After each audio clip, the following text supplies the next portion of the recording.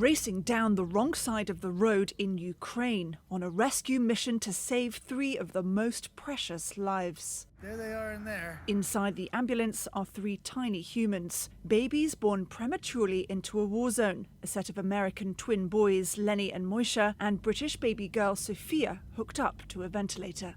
US military veteran Brian Stern led the rescue mission as part of Project DYNAMO, assembling a team of medics to evacuate the babies, Sophia's parents, and 2 Ukrainian women from Kyiv. They were in 2 different hospitals. The boys were in one and the girl was in another.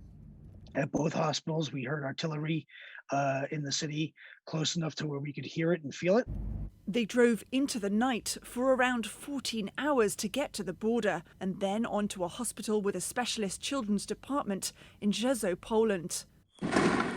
On Wednesday, this maternity and children's hospital in Mariupol was attacked by Russian forces. Scenes like this show just how dangerous it is in parts of Ukraine, even for the youngest of lives. Well, Ukraine has called the attack a war crime without justification, and the international community has condemned it as well, with the United Nations Secretary General Antonio Guterres saying that people are paying the highest price for a war that has nothing to do with them, and that the senseless violence must stop. On Thursday, Russia's defense ministry denied bombing a maternity and children's hospital, accusing Ukraine of a staged provocation there.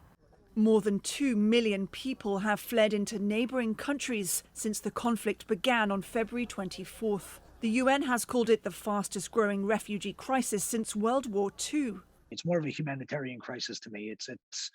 It's akin to a natural disaster, like an earthquake in Haiti, and it's amazing how similar it is because there's buildings flattened everywhere. There's power doesn't work. Nothing works. You can't get this. You can't get that. People are running for their lives, begging for help. Stern and his team have rescued more than 150 people so far from Ukraine. They've also received another 14,000 requests for evacuation from citizens of many different nationalities as well as Ukrainians. But the urgency and fragility of this rescue stands out.